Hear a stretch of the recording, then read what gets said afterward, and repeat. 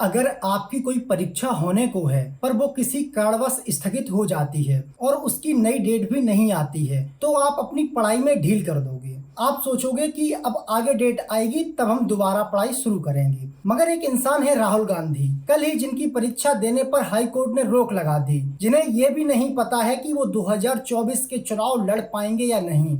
मगर आज सुबह सुबह ही वो हरियाणा के पानीपत में धान रोपने पहुंच जाते हैं।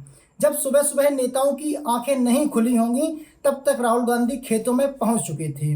कुछ लोग हाई कोर्ट के निर्देश के बाद सुकून से सोए होंगे, मगर अगली सुबह होते ही उनके लिए बुरी खबर आ जाती है। राहुल गांधी आज देश के जनमानस में सबसे लोकप्रिय नेता हैं। आपने एक बात तो जरूर ही देखी होगी, राहुल गांधी जहां भी जाते हैं वहां बनावटी नहीं होते हैं। राहुल गांधी आज सुबह दिल्ली से शिमला रवाना हो रहे थे। जब वो सोनीपत की बड़ौदा विधानसभा के मदीना गांव से गुजर रहे थे तो उन्होंने देखा कि कुछ किसान धान की रोपाई कर रहे हैं। फिर क्या था, राहुल गांधी ने अपने काफिलों को रोका और उतर गए धान के खेत में। उन्होंने वहां धान की रोपाई की और ट्रैक्टर भी चलाया। उन्होंने सभी मजदूरों से भी बात की। जब देश सोकर उठ रहा था तब राहुल गांधी धान के खेत में पौध लेकर खड़े हुए थे। उनका इस तरह सुबह सुबह खेतों में जाना देश के लिए आश्चर्यजनक था। इसमें एक बात और गौर करने वाली है, वो ये है कि राहुल गांधी कहीं भी फॉर्मेलिटी करने के लिए या फोटो खिंचाने के लिए नहीं जाते हैं, बल्कि उनका जहां भी जाने का प्लान होता है वो अचानक ही बनता है। जैसे आज ही उन्होंने खेत में किसानों को देखा और वो खेतों में उतर गए। आपको जानकर हैरानी होगी कि जहां राहुल गांधी खेत में थे उस विधानसभा के विधायक को भी बहुत देर से पता चलता है कि राहुल गांधी उसकी विधानसभा में आए हुए हैं। आपने प्रधानमंत्री नरेंद्र मोदी के ऐसे काफी प्रोग्राम देखे होंगे, मगर वो प्रोग्राम राहुल गांधी के प्रोग्रामों से एकदम अलग होते हैं। राहुल गांधी का जहां मन होता है वहां उतर जाते हैं, वहीं मोदी जी जहां जाते हैं वहां पहले से ही प्लानिंग की जाती है। जैसे आपने कुछ समय पहले देखा होगा कि किस तरह से मोदी जी एक सड़क पर कचरा बीन रहे थे, मगर जब लोगों ने देखा तो पता चला कि वो सड़क पहले से ही चमका दी गई थी।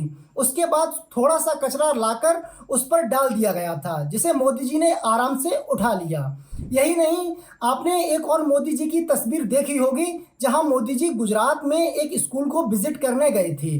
जिस क्लासरूम में मोदी जी गए थे उसकी जब तस्वीर बाहर आई तो पता चला कि वो क्लासरूम ही फेक था, उसकी खिड़की फेक थी। जहां इतना सब बनावटी हो रहा हो वहीं राहुल गांधी अपने लोगों के बीच उनकी पीड़ा समझने के लिए चले जाते हैं। राजनीति में राहुल जी ने वो एग्जाम्पल सेट कर दिए हैं जो अन्य नेताओं के बस की बात नहीं है। अपने ही देश में ऐसे भी नेता होंगे जिनके राजनीति में आने के बाद उनके तलबों में खेत की मिट्टी नहीं लगी होगी, वहीं राहुल गांधी खेत में आधे पैर मिट्टी से सने दिखाई देते हैं। राहुल गांधी जिस तरह से मेहनत कर रहे हैं इसका कोई मुकाबला नहीं कर सकता। देश की जनता भी उन्हें अपने सर आंखों पर बिठा रही है, और भला ऐसे नेता को बिठाया भी क्यों ना जाए। आज देश में ये सुर्खियां चलने लगी हैं कि नरेंद्र मोदी का सबसे बड़ा डर राहुल गांधी हैं। इसीलिए राहुल गांधी को रास्ते से हटाने के लिए मोदी ने कोर्ट का सहारा लेकर उनकी सदस्यता रद्द कराई है। आइए अब हम आपको दिखाते हैं कि राहुल गांधी के बारे में देश क्या सोचता है। एक यूजर ईसा गुप्ता लिखती हैं, भारत की प्रजा की एक ही मांग, राहुल गांधी बनेगा भारत की आन बान और शान, उसको मिलेगा पीएम का सम्मान। एक यूजर आरफा लिखती हैं, जज साहब इस पर एक और केस होना चाहिए। इसे देखकर देश के प्रधान सेवक समेत सभी भाजपा की ट्रोल आर्मी को दिल का दौरा पड़ गया है। जल्दी इसे रोकिए, अब राहुल गांधी किसानों के साथ धान बो रहा है। एक अन्य यूजर लिखते हैं, वो करते हैं मन की बात और हम करते हैं देश के किसान अन्नदाता से उसके दिल की बात। जय हिंद, जय जवान, जय किसान। ये सच है कि राहुल गांधी ने अब तक लोगों के दिलों में जगह बना ली है। 2024 का समर राहुल गांधी की तरफ झुकता हुआ दिखाई दे रहा है, मगर उससे पहले तो राहुल गांधी के लिए आखिरी उम्मीद सुप्रीम कोर्ट ही बचा है। अगर उनकी सदस्यता बहाल होती है तो समझो कि नरेंद्र मोदी का काउंटडाउन शुरू हो गया है। आज के इस कार्यक्रम में बस इतना ही। जल्द ही मिलते हैं एक नए मुद्दे के साथ, तब तक के लिए नमस्कार। आप हमसे जुड़े रहने के लिए सब्सक्राइब करें YouTube पर, फॉलो करें Twitter पर और लाइक करें Facebook पर।